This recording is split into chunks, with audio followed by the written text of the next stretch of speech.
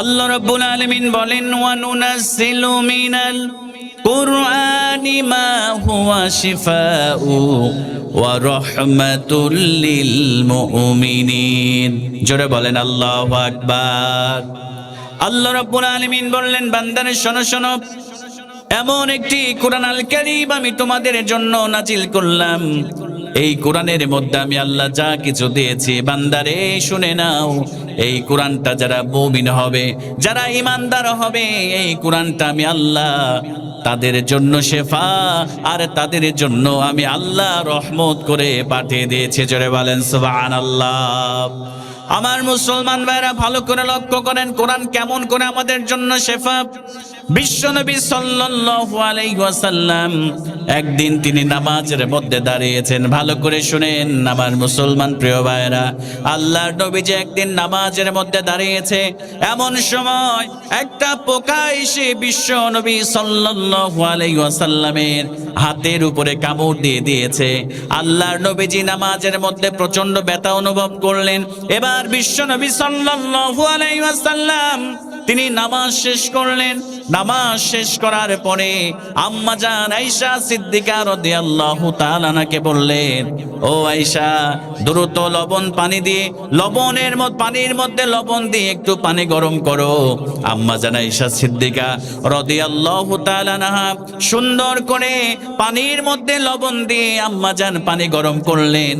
পানি গরম করা শেষ হয়ে গেল। আবার নবীজি এবার বললেন, আয়েশা, আমাকে যেখানে পোকা কামড় দিয়েছে সেই জায়গায় বিশ্বনবী দেখায় দিয়ে বললেন, আয়েশা রে, আমার এই জায়গায় পোকা কামড় দিয়েছে, এই জায়গায় গরম পানি তুমি ঢালতে শুরু করে দাও। আম্মা জান আয়েশা সিদ্দিকা রাদিয়াল্লাহু তাআলা আনহা লবণ যুক্ত পানি গরম ঢালতে শুরু করলেন। আর আমার নবীজি সূরাতুল ফাতিহা তিনি পড়তে শুরু করলেন।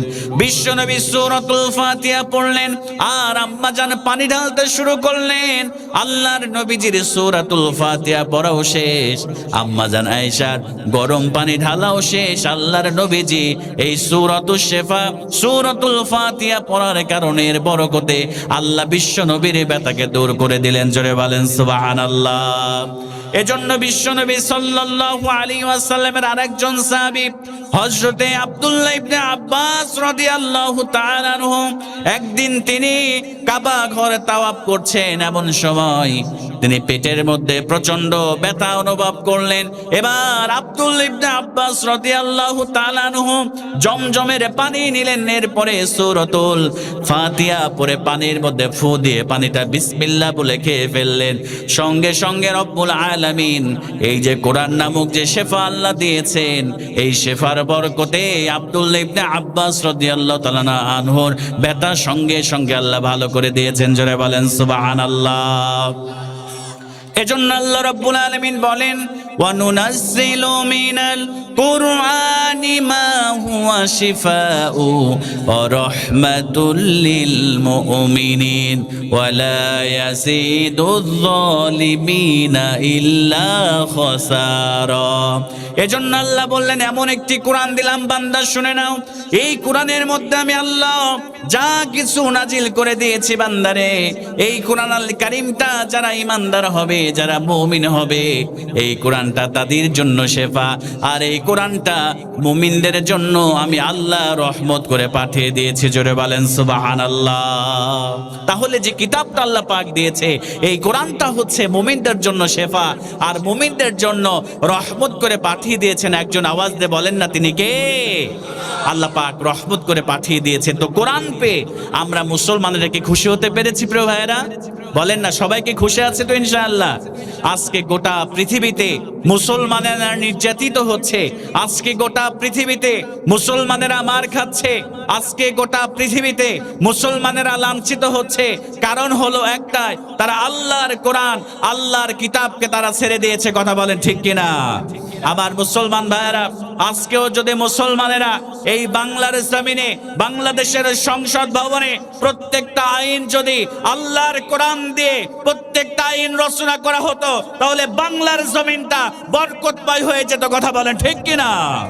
আমার প্রিয় ভাইয়েরা ভালো করে লক্ষ্য রাখবেন, আল্লাহ পাক সুবহানাহু ওয়া তাআলা যে কোরআন দিয়েছে, এই সমাজের মধ্যে ধর্ষণ আছে না নাই? এই সমাজের মধ্যে চাঁদাবাজ আছে না নাই? এই সমাজের মধ্যে টেন্ডারবাজ, সন্ত্রাসবাদ, চুরি, ডাকাতি, ধর্ষণ সয়লাভ হয়ে গিয়েছে। কোন মানব রচিত কিতাব দ্বারা, কোন মানব রচিত আইন দ্বারা সমাজের এই অশান্ত সমাজকে কখনোই শান্ত করা সম্ভব নয়। কথা বলে ঠিক কিনা? আমার প্রিয় ভাইয়েরা, একটা মাত্র কিতাবই গোটা পৃথিবীতে শান্তি নিয়ে আসতে পারে, সেটি আর কিছু নয়, সেটি হলো আল্লাহর কোরআন। কথা বলে ঠিক কিনা? এজন্য আল্লাহ রাব্বুল আলামিন এই যে রহমত আমাদের জন্য নাজিল করলেন, এই রহমত যদি আমরা আঁকড়ে ধরতে পারি, আমাদের জীবনে বাস্তবায়ন করতে পারি, সামাজিক জীবনে, আমাদের জীবনে, পারিবারিক জীবনে, অর্থনৈতিক জীবনে, রাষ্ট্রীয় জীবনে যদি আল্লাহর কোরআনকে ফলো করতে পারি, আমাদের সামাজিক জীবনটা সুন্দর হবে, আমাদের ব্যক্তিগত জীবনটা সুন্দর হবে, আমাদের অর্থনৈতিক জীবনটা সুন্দর হবে, আমাদের রাজনৈতিক, আমাদের রাষ্ট্রীয় জীবনটা আল্লাহ বরকতময় করে দিবে। জোরে বলেন সুবহানাল্লাহ। আমার মুসলমান ভাইরা ভালো করে লক্ষ্য করেন, এই কোরআনটা কেমন রহমত করে আল্লাহ পাঠিয়েছে। এই কোরআনের সঙ্গে যার সম্পর্ক যত বেশি গভীর হয়েছে, আল্লাহ রব্বুল আলামিন তাকে এই দুনিয়াতে সম্মানিত করেছে। আল্লাহ রব্বুল আলামিন শুধু দুনিয়াতে নয়, আল্লাহ পরকালে তাকে সম্মানিত করে আল্লাহ জান্নাতের ঘোষণা আল্লাহ দিয়ে দিয়েছে। জোরে বলেন সুবহানাল্লাহ। আমার মুসলমান ভাইরা ভালো করে লক্ষ্য করেন, মায়েদের উদ্দেশ্য বলছি, কথাটা ভালো করে শুনেন। আম্মা জান খাদিজা রাদিয়াল্লাহু তাআলা আনহার নাম শুনেছেন আপনারা? বিশ্ব নবী সাল্লাল্লাহু আলাইহি ওয়াসাল্লামের বয়স যখন 25 বছর, আম্মা জান খাদিজাতুল কুবরা রাদিয়াল্লাহু তাআলা আনহার বয়স হলো 40 বছর। আল্লাহর নবীজি বিশ্ব নবী সাল্লাল্লাহু আলাইহি ওয়াসাল্লাম বলেন, আমার খাদিজার উপরে আমার আল্লাহ এতটা খুশি হয়ে গিয়েছে, আল্লাহ আরশে আজিম খাদিজাকে সালাম পাঠিয়ে দিয়েছে। জোরে বলেন সুবহানাল্লাহ। আমার মায়েরা ভালো করে লক্ষ্য করেন, কোরআনের জন্য আম্মা জান খাদিজার ত্যাগ কেমন ছিল, এই কোরআনকে আম্মা জান খাদিজা কেমন করে আঁকড়ে ধরেছে। এজন্য আল্লাহ আম্মা জান খাদিজার সম্মানকে কত বৃদ্ধি করে দিয়েছে। আমার মায়েরা ভালো করে লক্ষ্য করেন, আম্মা জান খাদিজা রাদিয়াল্লাহু তাআলা আনহা এই কোরআনের জন্য তার সম্পদগুলোকে ব্যয় করে দিয়েছে। এই কোরআনের জন্য আম্মা জান খাদিজা তার সমস্ত ব্যবসায়িক সম্পদ, জাগতিক সম্পদ আল্লাহর নবীজির পায়ের কাছে এনে আল্লাহর নবীজিকে দিয়ে দিয়েছে। জোরে বলেন সুবহানাল্লাহ। এই আম্মা জান খাদিজাকে আল্লাহ কত সম্মানিত করলেন, কত সম্মান আল্লাহ রাব্বুল আলামিন দিয়েছে। আম্মা জান খাদিজা রাদিয়াল্লাহু তাআলা আনহা মাঝে মাঝে বিশ্ব নবীকে জড়ায় ধরে কান্না শুরু করে দিতেন। আল্লাহর নবীজি বলতেন, খাদিজা কান্না করো কেন? ও খাদিজা, কেন এত কান্না করো, আমারে বলো। আম্মা জান খাদিজা রাদিয়াল্লাহু তাআলা আনহা বিশ্ব নবীকে ডাক দিয়ে বলতেন, ইয়া রাসূলুল্লাহ, ইয়া হাবিবাল্লাহ, আপনি মাঝে মাঝে কবরের কথা বলেন, কবরের মধ্যে সাপ আছে, কবরের মধ্যে বিভিন্ন ধরনের আযাব আছে, কবরের মধ্যে শাস্তি আছে।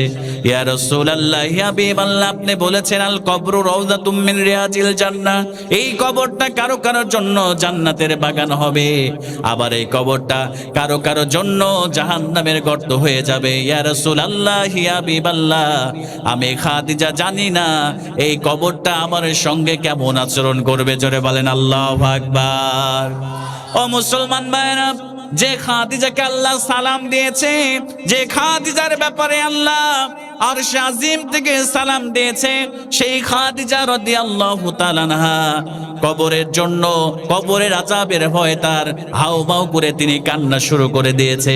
আর আমরা মুসলমানেরা, আমাদের তেমন নামাজ নাই, আমাদের তেমন রোজা নাই, তেমন কোরআন নাই, তেমন আমল নাই, আমাদের মধ্যে কবরের ভয় নাই, আমাদের মধ্যে মৃত্যুর কোনো ভয় নাই। কথা বলেন ঠিক কিনা?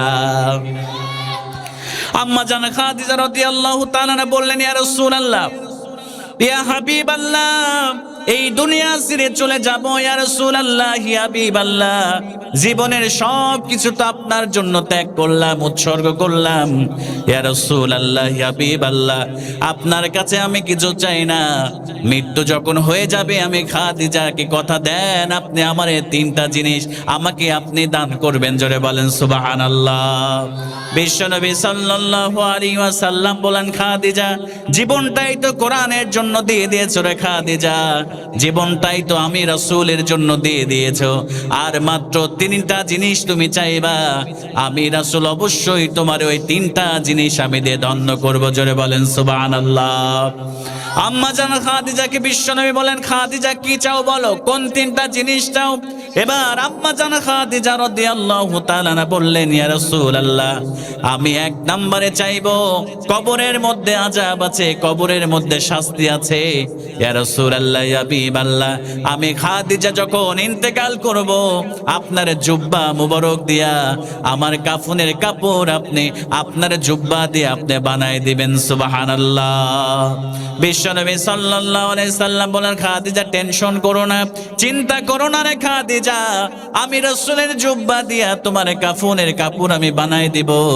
এবার বিশ্বনবীকে আম্মাজান 2 নম্বরে বললেন, ইয়া রাসূলুল্লাহ, আমি যখন মারা যাব আপনি কবরটা খনন করবেন, কবরটা খনন করার পরে আপনি কবরের মধ্যে নেমে আপনার পিঠ মুবারক দিয়া কবরের সঙ্গে লাগায় দিবেন। আপনার বরকতময় পিঠ যদি কবরের মধ্যে লেগে যায়, ওই কবরের মধ্যে মাটি এক পাশ থেকে আর এক পাশে আমাকে চাপ দিবে না। বিশ্বনবী সাল্লাল্লাহু আলাইহি সাল্লাম বলেন, খাদিজা টেনশন করো না, 2 নম্বরে দিয়ে দেব। এবার আম্মা জান খাদিজা রাদিয়াল্লাহু তাআলা বললেন 3 নম্বরে, ইয়া রাসূলুল্লাহ, ইয়া হাবিবাল্লাহ, কবরের মধ্যে 3টা প্রশ্ন করা হয়, মার রব্বুকা ওয়া মান নাবিয়ুকা ওয়া মাদ দীনুকা। 3টা প্রশ্নের জবাব যারা দিতে পারবে না তাদেরকে কবরের মধ্যে শাস্তি দেয়া হবে। ইয়া রাসূলুল্লাহ, আমি এই প্রশ্নের জবাব আমি খাদিজা কবরের মধ্যে দিতে পারবো না, দয়া করে মেহেরবানি করে আপনি কবরের উপর থেকে যতক্ষণ না পর্যন্ত এই মুনকির নাকির এসে আমাকে প্রশ্ন করে আর আপনি প্রশ্নের জবাব না দেন, আপনি ততক্ষণ পর্যন্ত ইয়া রাসূলুল্লাহ ওই কবরের পাশ থেকে আপনি বিশ্বনবী বাড়ির দিকে ফিরে যাবেন না। বিশ্বনবী সাল্লাল্লাহু আলাইহি সাল্লাম বলেন, খাদিজা টেনশন করো না, আমি রাসূল তোমার কবরের প্রশ্নের জবাব আমি নবী দেব না দিয়ে আমি বাড়িতে ফিরবো না। এবার আম্মা জান খাদিজা ইন্তেকাল করলেন। এবার বিশ্বনবী সাল্লাল্লাহু আলাইহি ওয়াসাল্লাম নিজের জুব্বা মুবারক দিয়ে আম্মা জানের জন্য বিশ্বনবী কাফনের কাপড় বানায় দিলেন। জোরে বলেন সুবহানাল্লাহ। আমার নবীজি 2 নম্বরে যখন কবর খনন শেষ হয়ে গেল, বিশ্বনবী সাল্লাল্লাহু আলাইহি ওয়াসাল্লাম এবার তিনি কবরের মধ্যে নামলেন। কবরের মধ্যে নামার পরে আমার নবীজি পিঠটা লাগায় দিলেন।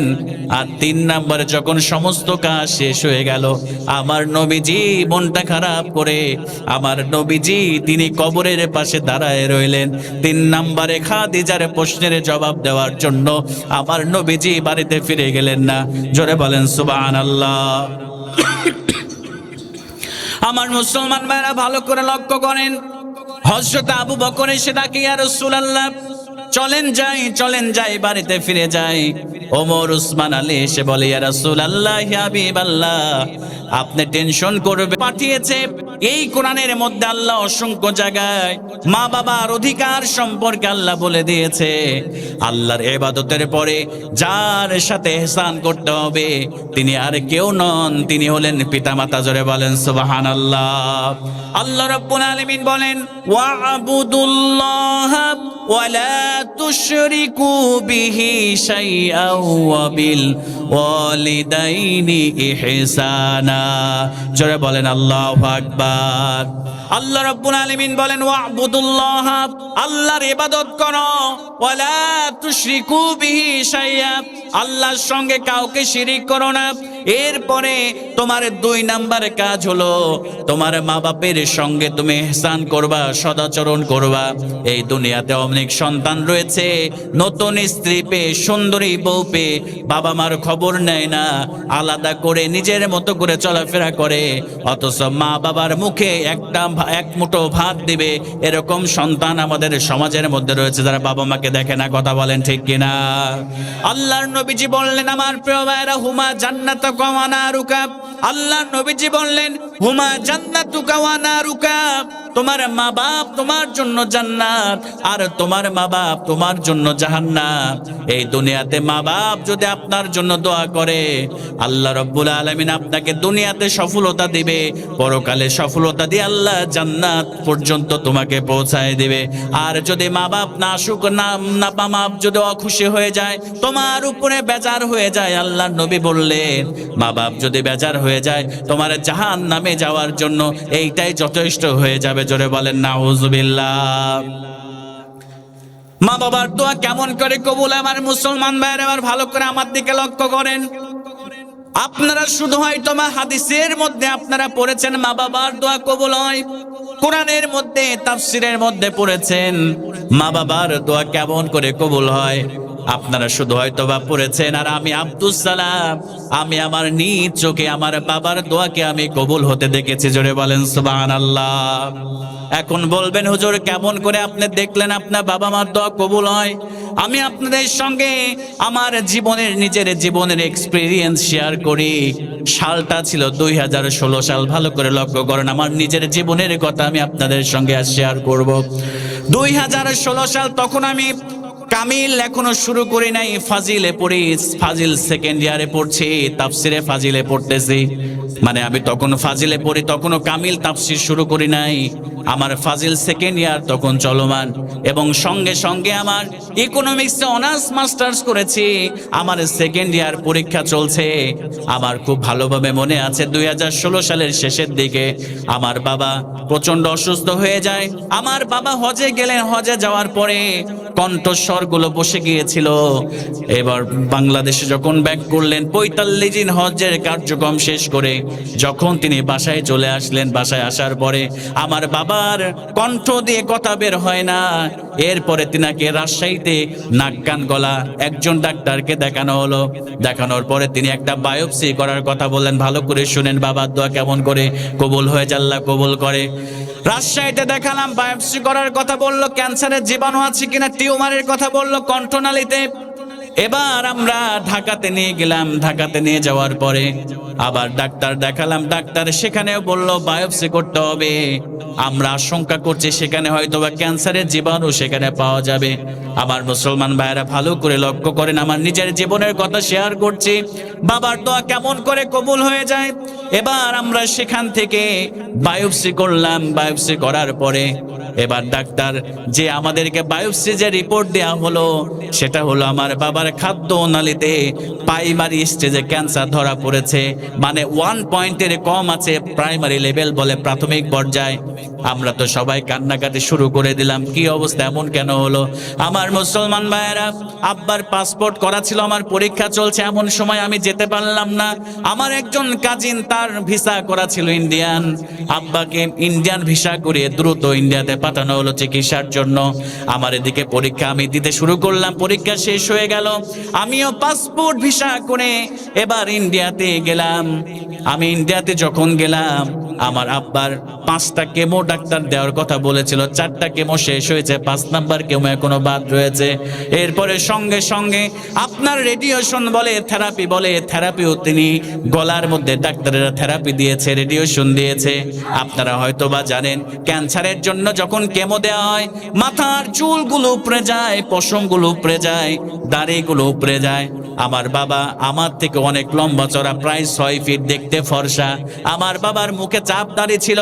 আমি যখন ইন্ডিয়াতে গেলাম, যেখানে বাসা নেওয়া হয়েছিল, প্রায় 1.5 মাস পরে আমি যখন ওই বাসার মধ্যে, ঘরের মধ্যে যখন প্রবেশ করলাম, আমার দৃশ্যটা এখনো চোখের সামনে ভাসে। আমার আব্বা বিছানার মধ্যে শুয়ে আছে। এমন সময় আমি যখন ঘরের মধ্যে প্রবেশ করলাম, আমার মুসলমান ভাইয়েরা বিশ্বাস করেন, আমি যখন ঘরের মধ্যে প্রবেশ করে আমার বাবার শরীরের দিকে আমি যখন তাকিয়েছি, আমার চোখ দিয়ে ঝরঝর করে হাউমাউ করে আমি কান্না শুরু করে দিলাম। কারণ এত সুন্দর একটা মানুষ, কেমো দেওয়ার কারণে মাথায় চুল নাই, দাড়িগুলো পড়ে গিয়েছে। আমার বাবা কম্পন শরীরের মধ্যে শুরু হয়েছে, কাঁপতেছে। আমি দৌড়ে গিয়ে আমার বাবার পাশে আমি বসে গেলাম।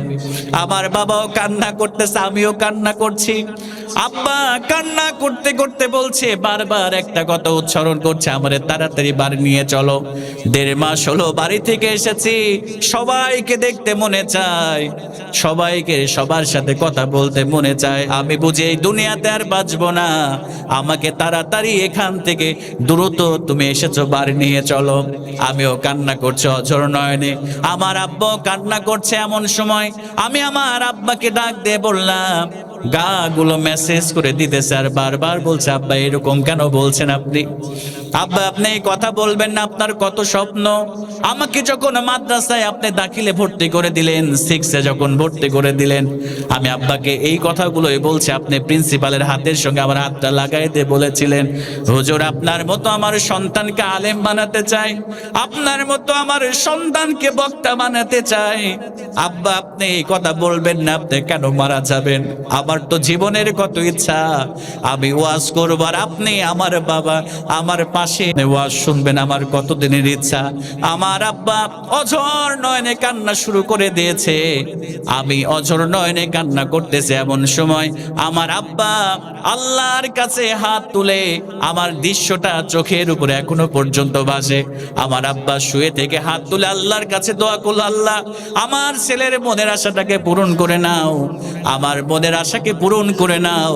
আমার মুসলমান ভাইরা, ওয়াল্লাহি আল্লাহর কসম করে বলছি, ওয়াল্লাহি আল্লাহর কসম করে বলছি, আমার আব্বা যখন কান্না করতে করতে আমার জন্য দোয়া করলেন, আমি তখনও ওয়াজের ময়দানে আসি নাই, আমি তখনও ওয়াজ করা কেমন করে ওয়াজ করতে হয় এটা আমি জানি না। 2016 সালের শেষের দিকে আমার আব্বা যখন এই দোয়া করলেন, আমি যখন বাড়িতে ফিরে আসলাম, আসার পরে আল্লাহ রাব্বুল আলামিন আমার জীবনটাকে পরিবর্তন করে দিল। আমি জুব্বা, অলস টাইম জুব্বা পড়তে শুরু করলাম, আমি অলস টাইম আমি টুপি মাথায় দেওয়া শুরু করলাম, আমার জুমার মসজিদে চাকরি হয়ে গেল। এরপরে 17 সালে 2-1 জায়গায় স্থানীয় উলামায়ে কেরাম হিসেবে দাওয়াত পেতে শুরু করলাম। এরপরে যখন আরেক বছর চলে গেল, যেখানে স্থানীয় ছিলাম সেখানে দ্বিতীয় হাত থেকে মদের বোতলটা ছুঁড়ে ফেলে দিল। ছুঁড়ে ফেলে দেওয়ার পরে এবার ওই মেয়েকে 60 দিনার দিয়ে দিল এবং বলল, বোন তুমি আমার জন্য দোয়া করো, আমি এত পাপী, এত মদ খেয়েছি, এত জেনা করেছি, ব্যভিচার করেছি, আল্লাহ বুঝে আমারে মাফ করবে না, তারপরেও তুমি আমার জন্য দোয়া করো। আমার মতো জঘন্য এই যুবকটাকে যেন আল্লাহ, আমার মতো পাপিষ্ট, আমার মতো অপরাধী যুবকটাকে যেন আল্লাহ তার নিজ কুদরতে, নিজ রহমতে, নিজ বরকতে আল্লাহ মাফ করে দেয়। এবার ওই মেয়েটা চলে গেলেন, আমার কলিজার টুকরা যুবকেরা। এবার ওই মেয়েটা যখন ঘর থেকে বের হয়ে গেল, এবার কিফিল তার জীবনের কৃতকর্মের জন্য অনুশোচনা বোধ করলেন, অনুতপ্ত হয়ে গেলেন। আল্লাহর ভয় তার মধ্যে চলে আসলো।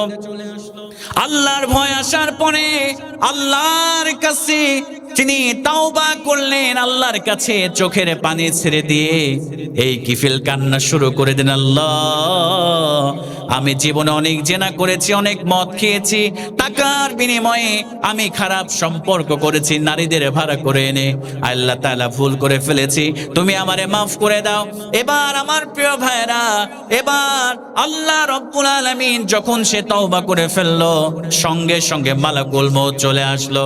মালাকুল মউত আসার পরে এবারে কিফিলের রূহটাকে কবজ করে নেওয়া হলো।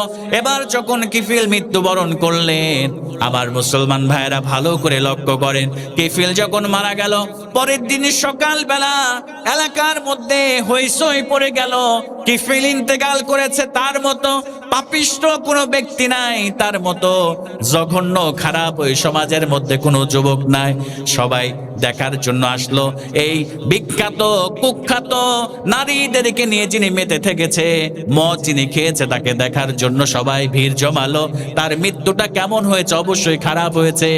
এবার সবাই মিলে চলে আসলো। আসার পরে এবার সমস্ত এলাকার মানুষেরা এবার দরজার মধ্যে একটা লেখা দেখে আশ্চর্য হয়ে গেল। এবার তারা দরজার মধ্যে লেখা দেখলো, এই কিফিলের ব্যাপারে কি যেন লিখে দিয়েছে। সবাই কাছে গিয়ে দেখলো, ওই দরজার মধ্যে লেখা রয়েছে, আমার কিফিল, আমার কিফিল আমার কাছে তাওবা করে এত সম্মানিত হয়ে গিয়েছে, আমি তার জীবনের গুনাহ মাফ করে দিয়েছি। আমি কিফিলকে মাফ করে আমার জান্নাতি বান্দা হিসেবে আমি আল্লাহ তাকে কবুল করেছি। জোরে বলেন সুবহানাল্লাহ। আমি আল্লাহ কিফিলের উপরে খুশি হয়ে গিয়েছি, আমি আল্লাহ রব্বুল আলামিন কিফিলের উপরে খুশি হয়ে গিয়েছে, তোমরা আমার এই কিফিলের উপরে তোমরাও খুশি হয়ে যাও। জোরে বলেন সুবহানাল্লাহ। আল্লাহ পাক সুবহানাহু ওয়া তাআলা। প্রিয় ভাইরা, যে যুবকটা তার সকালের নাস্তা ছিল মদ, যে যুবকটা দুপুরে মদ খেত, যে যুবকটা রাতে মদ খেত, যে কলিজার টুকরা যুবক, কত অন্যায় করেছো তুমি, কত জেনার সম্পর্ক করেছো তুমি, কত মদ খেয়েছো, কত নেশা করেছো তুমি, আল্লাহ রহমত সম্পর্কে তুমি জানো না। আল্লাহ পাক বলছে লা তাকনাতু মির রাহমাতিল্লাহ, বান্দারে কত অপরাধ করেছো, কত গুনাহ, চারিদিকে পাখির কিচির মিচির গুলো বন্ধ হয়ে গিয়েছে। আমার প্রিয় ভাইয়েরা, একবারও কি মনে পড়ে না তুমি তোমার রবের নাফরমানিতে লিপ্ত হচ্ছে? তুমি কানের মধ্যে ইয়ারফোন দিয়ে তুমি পর্নোগ্রাফি দেখছো, তুমি কি ভাবো না আল্লাহ পাক সুবহানাহু ওয়া তাআলা যদি তোমার অক্সিজেনকে বন্ধ করে দিত তাহলে তোমার জীবন সেখানেই শেষ হতো? কথা বলে ঠিক কিনা? কিন্তু আল্লাহর রহমত দয়া কত সুবিশাল। তুমি যখন পর্নোগ্রাফি দেখছো, তোমার রব তোমাকে কত ভালোবাসে যুবক, তোমার আল্লাহ তোমাকে কত মহব্বত করে। আল্লাহ পাক, তুমি যখন পর্নোগ্রাফি দেখছো, তুমি যখন তোমার প্রেমিকার সঙ্গে হারাম সম্পর্ক করছো, ভিডিও কলে খারাপ ভাবে কথা বলছো, আল্লাহ দরজা জানালার ফাঁক দিয়ে আল্লাহ তোমার জন্য অক্সিজেনের ব্যবস্থা করে দিচ্ছে। জোরে বলেন সুবহানাল্লাহ। তুমি কি একটু চিন্তা করো না? দুনিয়ার মানুষ টাকা দেখে তাকে ভালোবাসে, অর্থ দেখে ভালোবাসে, কিন্তু আল্লাহ পাক তার বান্দার অর্থ সম্পদ দেখেন না। আল্লাহ পাক কলবের মধ্যে আল্লাহর ভয় কতটুকু আছে এইটা আল্লাহ দেখতে চাই। জন্য যুবক ভাইয়েরা, please back to your Lord, তোমার রবের দিকে ফিরে আসো। তাহাজ্জুদের জায়নামাজ বিছিয়ে দিয়ে আজকেই আল্লাহর কথা স্মরণ করে, চারিদিকে পাখির কিচির মিচির বন্ধ, সবাই ঘুমিয়ে গিয়েছে, জায়নামাজটা বিছিয়ে দিয়ে আল্লাহর কদমে সেজদা দিয়ে চোখের পানি ছেড়ে দাও। এক ফোঁটা চোখের পানি যদি অপরাধের কথা স্মরণ করে বের হয়ে যায়, দুনিয়ার পৃথিবীর কোনো পানি জাহান্নামের আগুনকে নিভাতে পারবে না। একমাত্র কেবলমাত্র এক ফোঁটা চোখের পানি 7টা জাহান্নামের আগুনকে নিভাই দিবে। জোরে বলেন আল্লাহু আকবার। আজকে যুবকেরা কোরআন ছেড়ে দিয়েছে, রহমত ছেড়ে দিয়েছে। আজকে তারা জুয়া, আজকে তারা নারী নিয়ে, আজকে তারা মাদক দ্রব্যের মধ্যে, আজকে তারা অ্যাডিক্টেড হয়ে যাচ্ছে। কথা বলেন ঠিক কিনা? দেখবেন এখন তো আধুনিক যুগ, এখন দেখবেন এই মোবাইল ফোনের মাধ্যমে লক্ষ লক্ষ কোটি কোটি মিলিয়ন বিলিয়ন ডলারের জুয়া খেলা হয়। আমি নিজেও জানতাম না, এখন দেখি বিভিন্ন অ্যাপসের মাধ্যমে ক্রিকেট খেলা হচ্ছে, এইদিকে অ্যাপসের মাধ্যমে এরকম ভাবে জুয়া ধরে। শুনলাম এক ভাইয়ের কাছ থেকে যে এই বলটা করছে বোলিং, এই বলে 6 হবে নাকি 4 হবে, নাকি 1 রান হবে, নাকি 2 রান হবে, নাকি আউট হবে, নাকি ডট যাবে, এই প্রত্যেকটা বলে বলে হাজার হাজার টাকা, লক্ষ লক্ষ টাকা এরকম জুয়া ধরা হয়, জুয়া খেলা। কথা বলেন ঠিক কিনা? প্রিয় ভাইয়েরা, জীবনটাকে ধ্বংস করে দিবেন না। আল্লাহ আমানত হিসেবে দিয়েছে, আল্লাহর জবাবদিহিতা আল্লাহর কাছে রয়েছে। আল্লাহ পাক বলছেন ফাআম্মা মান উতিয়া কিতাবাহু বিয়ামিনিহি, কিয়ামতের মাঠে ডান হাতে একদল লোক আমলনামা পাবে, তাদেরকে বলা হবে ইকরা কিতাবাকা, please take your book and read it, তুমি তোমার আমলনামা পড়ো। যখন ডান হাতে আমলনামা পড়তে শুরু করবে, ফাসাউফা ইউহাসাবু হিসাবা ইয়াসীরা, তাদের হিসাবকে সহজ করা হবে। আল্লাহ রাসূল বললেন যারা ডান হাতে আমলনামা পাবে তাদেরকে বিনা হিসেবে আল্লাহ জান্নাত দিয়ে দিবে। জোরে বলেন সুবহানাল্লাহ। এবার আল্লাহ বলছেন ও আম্মা মান উতিয়া কিতাবাহু ওয়ারা যাহরি, এবার একদল লোককে বাম হাতে আমলনামা দিয়ে দেওয়া হবে, তাদেরকে বলা হবে ইকরা কিতাবাকা, please take your book and read it, তোমার বই পড়তে শুরু করে দাও।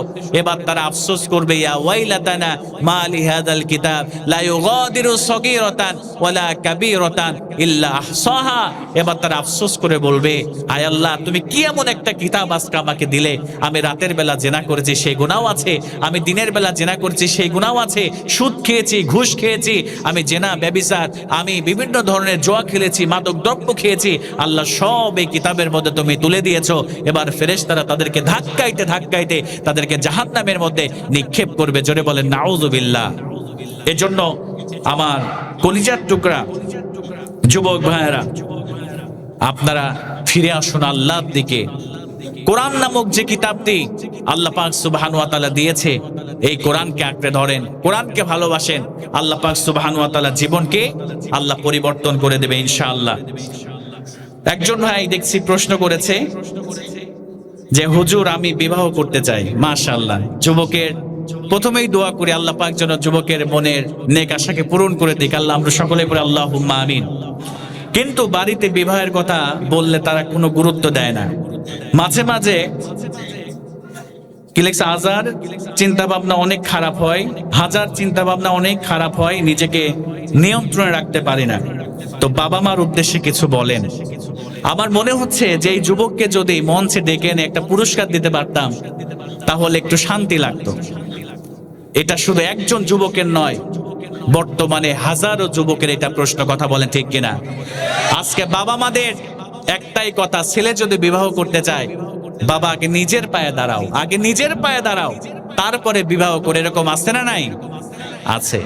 এইদিকে সন্তান নিজের পায়ে দাঁড়াতে গিয়ে অনার্স মাস্টার্স কমপ্লিট করে তার বয়স হয়ে যায় 30 বছর, একটা ছেলে অ্যাডাল্ট হয় 11 বছরে 10 বছরে। আর এই যে মাঝখানের যে গ্যাপ, এতদিন চলে গেল, এর মধ্যে যত জেনা করেছে, যত ব্যভিচার করেছে, সব গুনাহ ওই মা বাবার আমল নামায় আল্লাহ লিপিবদ্ধ করে দেবে। কথা বলেন ঠিক কিনা? বর্তমানে অধিকাংশ যুবকরা তাদের চরিত্রকে নিয়ন্ত্রণ করতে পারছে না, আর এর পিছনেও দায়ী হচ্ছে এক শ্রেণীর বাবা মা, এক শ্রেণীর অভিভাবক। কথা বলেন ঠিক কিনা? আবার যুবতী বোনদেরকে বিয়ে দেয় না। যখন দেখবেন বিভিন্ন জায়গা থেকে যুবতী বোনদের বিয়ে আসে, বাবার একটাই কথা, গভর্নমেন্ট চাকরি ছাড়া, সরকারি জব ছাড়া আমি কোনো ছেলের সাথে আমার মেয়েকে বিয়ে দেব না। এরকম কথা বলে কি বলে না? ইভেন আমার ব্যাপারেও, আমি পড়াশোনা শেষ করে যখন চাকরি বাকরি নাই, অনেক বিয়ে আমিও রিজেক্ট প্রাপ্ত হয়েছি। অনেকেই বলে হুজুর মানুষ মানুষের বাড়ি মিলাদ পোড়াই খাবে, স্ত্রী কিভাবে ভরণ পোষণ করাবে, এই ছেলের সাথে মেয়ে দেয়া যাবে না। এরকম কথা আমার ক্ষেত্রে হয়েছে। এরকম অনেক মানুষ বলে। মেয়ের যখন বয়স অনার্সে উঠে যায় বিয়ে দেয় না, বাবা ভাবসাবই আলাদা, মেয়ে দেখতে সুন্দর, অনার্সে পড়ে, ফার্স্ট ইয়ার সরকারি চাকরি লাগবে, সেকেন্ড ইয়ার সরকারি চাকরি লাগবে, থার্ড ইয়ার সরকারি চাকরি লাগবে। এবার যখন ফাইনাল ইয়ারে উঠে যায়, এবার মেয়ের বয়স মোটামুটি একটা বয়সের ছাপ চলে আসছে। এবার চিন্তা করে আল্লাহ ভুল মনে হয় করে ফেললাম, এখন তো সরকারি চাকরিজীবী খুঁজলে হবে না, এখন একটা মাল্টি ন্যাশনাল কোম্পানিতে ভালো একটা পদে জব করে এরকম ছেলে হলেই হবে। এরকম চিন্তা আছে না নাই? এবার মেয়ে অনার্স শেষ করেছে 28 বছরে, মাস্টার্স দিয়েছে 29-30 বছরে। এবার মেয়ে মোটামুটি একটা আধা বুড়ি হয়ে গিয়েছে। এবার বাবা মেয়ের দিকে চাকাইয়া চিন্তা করে অনেক খারাপ একটা কাজ করলাম, এবার যেমন হোক তেমন হোক কোন রকম এনজিওতে চাকরি করে, কিস্তি উঠায়, এরকম একটা হলেই চলবে। হুজুর তাড়াতাড়ি আমার মেয়ের জন্য একটা ছেলে দেখে দেন। এরকম মানুষ আছে না নাই? অভিভাবক যারা আসছেন সচেতন, গার্ডিয়ান যারা আসছেন, ছেলে মেয়ে বড় হয়েছে তাদেরকে বিবাহ দিয়ে দেন, তাহলে পরিবার বাঁচবে, সমাজ বাঁচবে, গোটা দেশের মধ্যে সমাজের মধ্যে জেনা ব্যভিচারের হার কমে যাবে। এজন্য মায়েরা, আমার প্রিয় ভাইয়েরা যারা আসছেন, যাদের সন্তান আছে, অ্যাডাল্ট হয়েছে, কোন রকম ইনকাম সোর্স আছে, তৈরি হয়েছে, আপনারা বিয়ে দিয়ে দেন। আল্লাহ বরকত আল্লাহ পাক নাজিল করবে। জোরে বলেন সুবহানাল্লাহ। এজন্য যুবক ভাইদের প্রতি উদারত আহ্বান থাকবে, তোমরাও অবশ্যই বসে থাকবে না। যারা পড়াশোনা শেষ হয়ে গিয়েছে অন্ততপক্ষে কিছু কর্মসংস্থান আল্লাহর উপর তাওয়াক্কুল করে শুরু করবে, যাতে অন্ততপক্ষে নিজের অর্থ দিয়ে নিজে স্ত্রীর জন্য কিছু কিনে তুমি মাসে স্ত্রীর হাতে দিতে পারো। এরকম একটা পজিশন কিন্তু নিজেকে তৈরি করতে হবে। এজন্য আমরা সবাই সবার জায়গা থেকে আমরা সচেতন হওয়ার চেষ্টা করবো ইনশাআল্লাহ। আল্লাহ পাক সমস্ত যুবকদেরকে নেককার, আবেদা, সলিহা স্ত্রী তুমি দান করো। সকলে পড়ে আল্লাহুম্মা আমিন। আজকের এই যে সমস্ত যুবকেরা মাহফিলের আয়োজন করেছে তাদের জন্য দোয়া করে গেলাম, আল্লাহ পাক সুবহানাহু ওয়া তাআলা যেন তাদেরকেও একটা সুন্দরী, একটা নেককার, আবেদা, সলিহা, পর্দাশীল মেয়ের আল্লাহ পাক ব্যবস্থা করে দেয়। সকলে পড়ে আল্লাহুম্মা আমিন। আবার যারা বিয়ে করছে তাদের জন্য লেগে গেলে তো আমার বিপদ আছে। বিপদ নাই আমার? বলবো হুজুর আপনার দোয়া করার কারণে আমার স্বামীর আবার আরেকটা বিয়ে হয়েছে, তো আল্লাহ যেন আবার এই ব্যবস্থা না করে দেয়, তখন আমার আবার বিপদ হয়ে যাবে এদিকে আসলে। তো আল্লাহ পাক সবাইকে কবুল করুন। আমরা সকলে পড়ে আল্লাহুম্মা আমিন। প্রিয় ভাইরা, অনেক কথা শুনে ফেলেছি, কিন্তু আমরা অনেক কথা আমরা শুনেছি আলহামদুলিল্লাহ। তো এই যে কোরআনের কথা বলছিলাম, যেমন একটি কিতাব আল্লাহ পাক দিলেন, ওয়ানুনাজ্জিলু মিনাল কুরআনি মা হুয়া শিফাউ ওয়া রাহমাতুল লিল মুমিনিন। আল্লাহ পাক বলছেন, বান্দা এই কোরআন আল কারীম আমি তোমাদের জন্য দিয়েছি। বান্দারে এই কোরআনটা হচ্ছে আমি আল্লাহর পক্ষ থেকে রহমত, আমি আল্লাহর পক্ষ থেকে শেফা।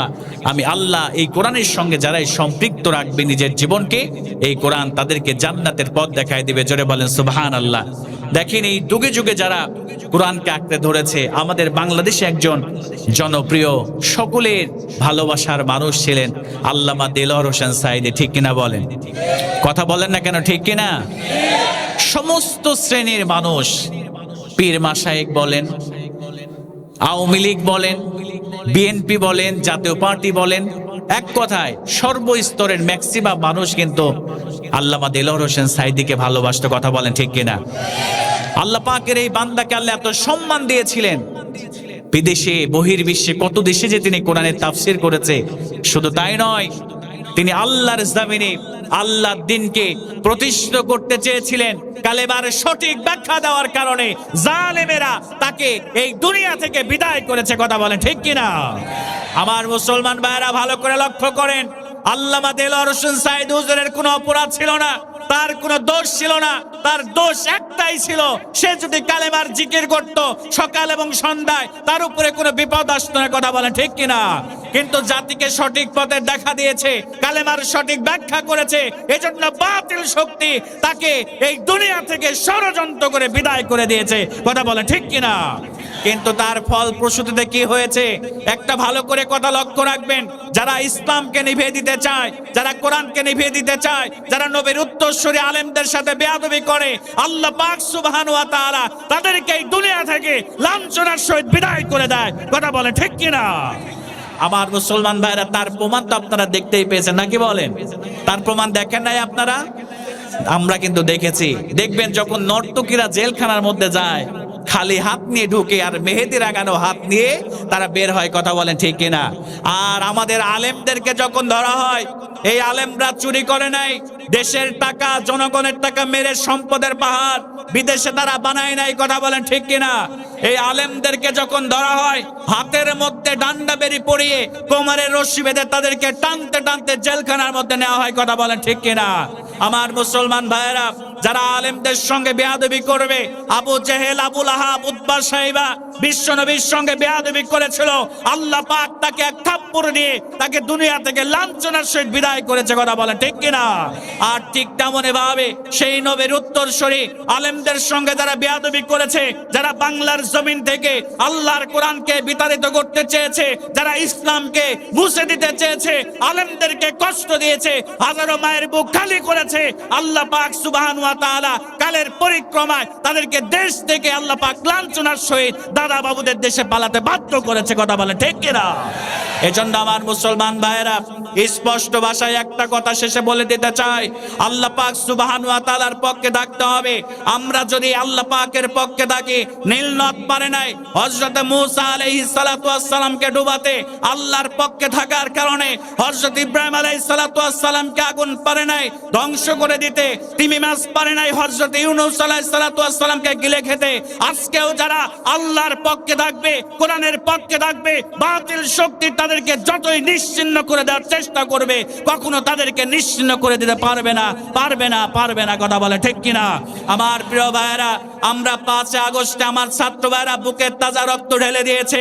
আমাদের রক্তের প্রয়োজন হলে রক্ত আরো দেব, তবু বাংলার জমিনে আল্লাহর দ্বীনকে প্রতিষ্ঠিত করে ছাড়বো ইনশাআল্লাহ। কথা বলেন ঠিক কিনা?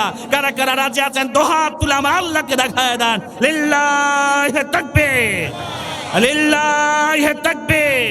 আল কোরআনের আলো সংসদে জালো। মাশাআল্লাহ, সবাই হাত নামান, আল্লাহ পাক কবুল করুন সকলে পড়ে আল্লাহুম্মা আমিন। আমার প্রিয় ভাইয়েরা, এই কোরআন যদি সংসদে চলে যায়, এই রহমত যদি সংসদে চলে যায়, তাহলে আর কোনো মায়ের বুক খালি হবে না। এই দেশে মানুষ অর্থ সম্পদ পাচার করে সম্পদের পাহাড় করতে পারবে না। কথা বলেন ঠিক কিনা? সেদিনকে একটা নায়িকা আমি শুনে মানে হাসি বের হলো এক পর্যায়ে। ফেসবুক একটা ভিডিও স্ক্রল করতে করতে দেখছি, একটা নায়িকা সে বলছে যে জামাত ইসলামী মনে হয় ইসলামিক দল, তো তো যদি জামাত ইসলাম ক্ষমতায় আসে তাহলে তো আমরা সিনেমা বানাইতে পারবো না, কারণ শুনছে তারা ইসলামের শাসন চায়। তো আমি তখন ধার্মিক সিনেমা বানাবো। আমি আশ্চর্য হয়ে গেলাম, একটা নায়িকা বলছে কি জামাত ইসলামী মনে হয় সে একটা কি দল, একটা ইসলামিক দল, যদি সে ক্ষমতায় আসে তাহলে সিনেমা বানাতে দিবে না। তো তারপর একটা কথা বল, সে আসুক, আমি এক জায়গা থেকে কিছু টাকা পাই সেটা তো পাবো, আর পরবর্তী থেকে আমি ধার্মিক সিনেমা বানাবো। তাইলে চিন্তা করেন তাদের চিন্তাটা, তাও যে একটা ভালো চিন্তা কিন্তু সে করেছে। একদিক থেকে সেটা হাসির খোরাকি হলেও সে কিন্তু ভালো একটা চিন্তা করেছে, যে সে বুঝতে পেরেছে যে হয়তোবা এই দলটা একটা দলই আছে যারা এই জমিনে তারা হচ্ছে দিনের বিজয় করতে চায়, কোরআনের রাজ চায়, কোরআনের আইন চায়। কথা বলেন ঠিক কিনা? হয়তোবা সে বুঝতে পেরেছে। কিন্তু আমাদের দেশের কিছু দেখবেন দাড়িওয়ালা টুপিওয়ালা কিছু মানুষ আছে, কিছু মুনাফিক মার্কা মুসলমান আছে, তারা এই দলের বিরুদ্ধে সবসময় বলেই যায়, তারা কখনো ঐক্য চায় না। কথা বলেন ঠিক কিনা? আমার প্রিয় ভাইরা, ঐক্য লাগবে আল্লাহর জমিনে আল্লাহর দিনকে প্রতিষ্ঠিত করার জন্য। ওয়াতাসিমু বিহাবলিল্লাহি জামিআ ওয়া লা তাফাররাকু। আমি কে কওমিয়া এইটা বুঝি না, কে কোন পীরের মুরিদ এইটা বুঝি না, আমরা কে কোন দল করে এইটা বুঝি না। যদি আল্লাহর কোরআনের কাছে আমরা মাথা নত করতে পারতাম, নিজেকে এক মুসলিম বলে যদি দাবি করতে পারতাম, ছোট ছোট মাসলাগত বিষয় আমাদের মতানৈক্য থাকতেই পারে, সেইগুলো ভুলে যদি ঐক্যবদ্ধ হতে পারতাম, তাহলে এই বাংলার জমিনটা কোরআনের জমিন হয়ে যেত। কথা বলেন ঠিক কিনা? এই বাংলার জমিনটা আল্লাহর ইসলামের জমিন হয়ে যেত। কথা বলেন ঠিক কিনা? এজন্য প্রিয় ভাইরা, আসুন, আমরা অনেক কথা শুনেছি, এই কোরআন আল্লাহ পাক দিয়েছে জাতির ভাগ্যকে পরিবর্তন করার জন্য, রহমত হিসেবে আল্লাহ পাক দিয়েছে। আমরা বেশি বেশি করে এই কোরআন আল কারীম আমরা তেলাওয়াত করার চেষ্টা করবো ইনশাআল্লাহ। মা বোনরা যারা আসছেন, বিয়ের সময় বাবা একটা কোরআন দিয়ে দিয়েছিল, বিসমিল্লাহ বলে এসে র‍্যাকের উপরে রেখেছে, আর যে নামাবে ওখান থেকে সেটা সুযোগ হয় না, স্তূপ পড়ে গিয়েছে ময়লা। এরকম আছে না নাই? মায়েরা বেশি বেশি করে কোরআন পড়বেন। যে ঘরে কোরআনের চর্চা বেশি হয়, কোরআন তেলাওয়াত বেশি হয়, আল্লাহ রাসূল বলেছেন ওই ঘরের মধ্যে আল্লাহ রহমত আর বরকত দিয়ে ওই ঘরটাকে পরিপূর্ণ করে দেয়। জোরে বলেন সুবহানাল্লাহ। আমার মায়েরা যারা আসছেন, 4টা আমল ছেড়ে দিবেন না। কয়টা আমল ছেড়ে দিবেন না? 4টা আমল। 1 নম্বর, আল্লাহ রাসূল বললেন আল মারআতু ইজা সাল্লাত খামসাহা, 1 নম্বরে 5 ওয়াক্ত নামাজ আমার মায়েরা ছেড়ে দিবেন না। 2 নম্বরে ওয়াসামাত শাহরাহা, রমজানের রোজা ছেড়ে দিবেন না। 3 নম্বরে ওয়াসানাত ফারজাহা, লজ্জাস্থানের হেফাজত বা পর্দার মধ্যে আমাদের মা বোনদেরকে থাকতে হবে। মায়েরা আজকে পর্দা করতে চায় না। দেখবেন অনেক মায়েরা আছে যারা বোরকা পরে, টাইট ফিটিং বোরকা পরে, শরীরের অবয়বগুলো আরো বেশি ফুটে ওঠে, বেশি আকর্ষণীয় করে ওঠে। আমার মায়ের এই ধরনের বোরকা পরা থেকে বিরত থাকতে হবে, কারণ বোরকা নারীর সম্মানকে বৃদ্ধি করে। এই বোরকা যদি শরীরকে আরো সৌন্দর্য করে বাহিরে প্রকাশ করে, তাহলে এই বোরকা পরা আল্লাহর কাছে কখনোই কবুল হবে না। আবার অনেক যুবতী বোনেরা আছে, দেখবেন তারা হাত মোজা পরে, পা মোজা পরে, নেকাব পরে, তারা ফেসবুকে এসে টিকটক করে, আবার ফেসবুকে ছবি শেয়ার করে। এরকম আছে না নাই? অসংখ্য আছে। আবার অনেক আবাল স্বামী বলে না, অনেক দেখবেন আবাল স্বামী যাদেরকে বলে, নিজের স্ত্রীর সৌন্দর্যকে তারা ফেসবুকে এসে প্রকাশ করে। এরকম স্বামী আছে না নাই?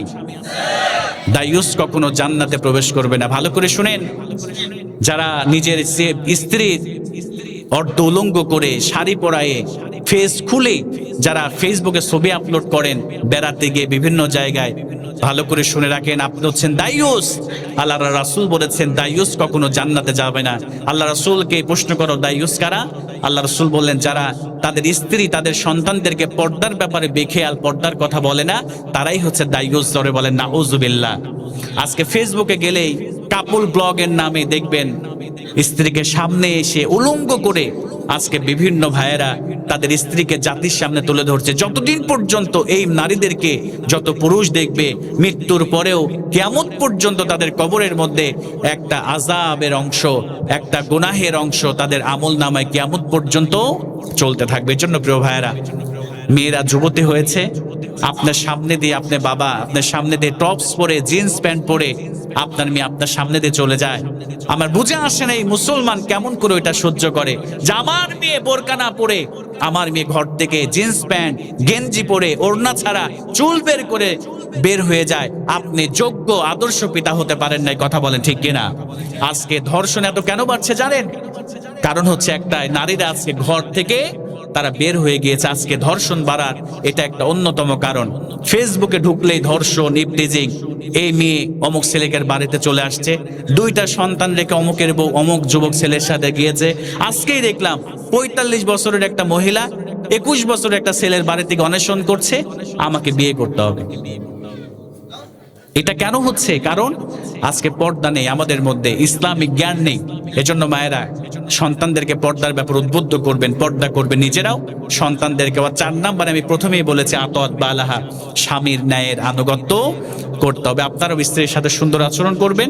আমার মা বোনেরা, আপনারাও স্বামীর সাথে সুন্দর আচরণ করবেন, তাহলে আপনার ঘরটাকে আল্লাহ জান্নাতের টুকরা আল্লাহ পাক বানিয়ে দেবে। আল্লাহ পাক সুবহানাহু ওয়া তাআলা এই আমলগুলো করার তৌফিক মা বোনদেরকে দান করুন। আমরা সকলেই পড়ি আল্লাহুম্মা আমিন। প্রিয় ভাইরা, আমরা শেষের দিকে চলে আসছি, তাহলে আমি সার অংশ একবার বলেই শেষ করে দেব। তাহলে আমি প্রথমে বলেছিলাম আল্লাহ পাক 3টা জিনিসকে রহমত করে পাঠিয়েছে। মনে আছে আপনাদের? দেখে একজন ব্যক্তি বলেন তো যে হুজুর এই 3টা জিনিস, কে আছে এমন বলতে পারবে?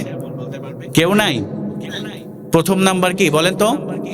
কোরআন। সবাই বলেন না, প্রথম নাম্বার কোরআন, 2 নাম্বার বিশ্বনবী মুহাম্মদ সাল্লাল্লাহু আলাইহি ওয়াসাল্লাম, 3 নাম্বার মা বাবা সন্তানের জন্য আল্লাহর পক্ষ থেকে রহমত। আমি আয়াত তেলাওয়াত করেছিলাম সূরাতুল বানী ইসরাঈল 17 নম্বর সূরা 82 নম্বর আয়াত।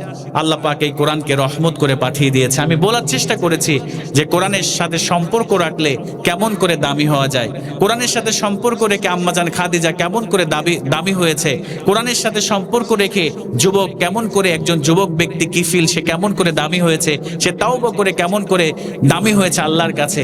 এজন্য যুবক ভাইয়েরা এই কোরআনকে আঁকড়ে ধরেন। যুবতী বোনেরা, মায়েরা যারা আসছেন সবাই কোরআনকে ছেড়ে দিবেন না, প্রতিদিন কোরআন তেলাওয়াত করবেন, কোরআনের সাথে সম্পৃক্ততা বাড়ান। আর মায়েদের জন্য আমি 4টা আমলের কথা বললাম। 1 নম্বরে নামাজ, 2 নম্বরে রোজা, 3 নম্বরে পর্দা, আর 4 নম্বরে স্বামীর ন্যায়ের আনুগত্য। আল্লাহ পাক সুবহানাহু ওয়া তাআলা যেন এই যে কথাগুলো আমি বললাম, আল্লাহ পাক যেন আমাদের সবাইকে এই আমলগুলো করার তৌফিক আল্লাহ পাক দান করেন। আমরা সকলে পড়ি আল্লাহুম্মা আমিন। জন্ম আমার নবীর যুগে হলে কেমন হতো, দুনয়নে রাসূল পাক দেখিলে কেমন হতো, দুনয়নে রাসূল পাক দেখিলে কেমন হতো, জন্ম আমার নবীর যুগে হলে কেমন হতো, জন্ম আমার নবীর যুগে হলে কেমন হতো।